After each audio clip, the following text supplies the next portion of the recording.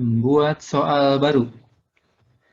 Setelah login, biasanya kita melakukan persiapan pembuatan soal.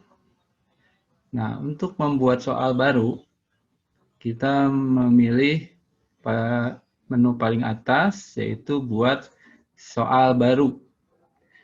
Bisa langsung klik atau klik kanan dan buka di tab yang baru.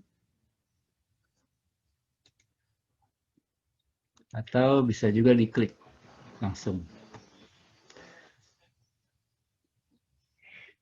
Nah, setelah kita klik, yang kita lakukan adalah pertama mengisi parameter soal yang item-itemnya akan kita buat nanti. Di antaranya ada nama soal, jenis soal, ini agak lama, mata pelajaran, kita isi dengan mata pelajaran yang akan kita buat soalnya.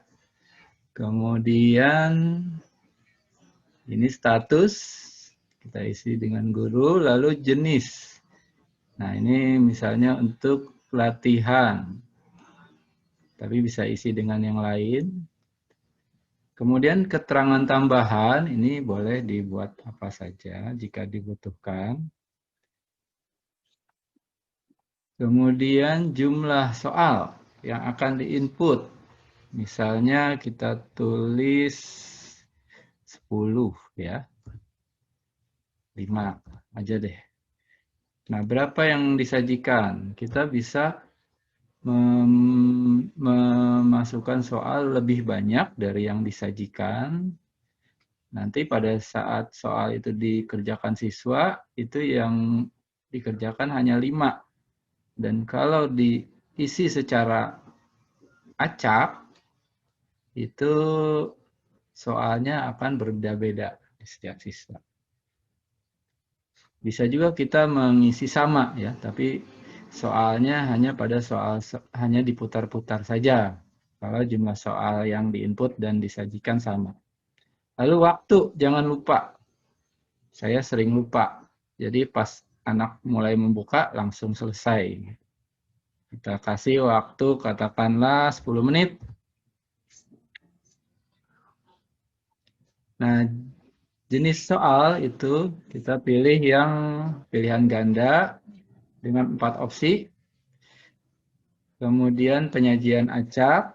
Nah, soal kita pilih yang diinput secara lengkap. Nanti yang LJK dan gambar atau hanya LJK akan saya jelaskan kemudian. Lalu KKM-nya berapa? Kita isi misalnya tuktik kelas 9 ya. Ini kita tulis, boleh kita tulis misalnya 9 latihan email TIK. Kemudian passwordnya ini akan kita buat supaya siswa baru bisa mengerjakan setelah kita beritahu untuk menjaga jangan sampai siswa melihat soal sebelum waktu yang kita inginkan. Misalnya saya selalu nulis 1, 2, 3 nih kalau buat demo. Untuk password biar gampang diingat. Kalau sudah parameternya, kita simpan untuk soal ini.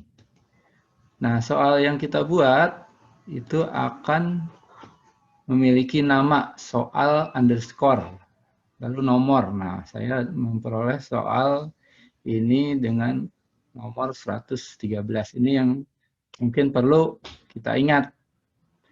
Nah, pertanyaan apakah akan mulai menginput soal? Kita jawab ya. Di sini sudah muncul daftar soal pertama yang ingin kita. Ini di soal kita isi dengan pertanyaannya ya. Itu. Misalnya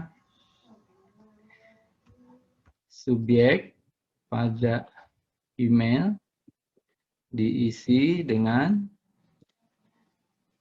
apa gitu ya. Pilihan pertama apa? Misalnya isi pesan. Terus judul pesan. Terus galaktik, maaf. Lampiran pesan. Nah, kemudian tujuan apa penerima pesan. Nah, kita masukkan kuncinya yang benar yang mana. Lalu kalau kita klik masukkan, kita bisa mulai memasukkan butir soal yang berikutnya. Atau yang nomor 2. Ya.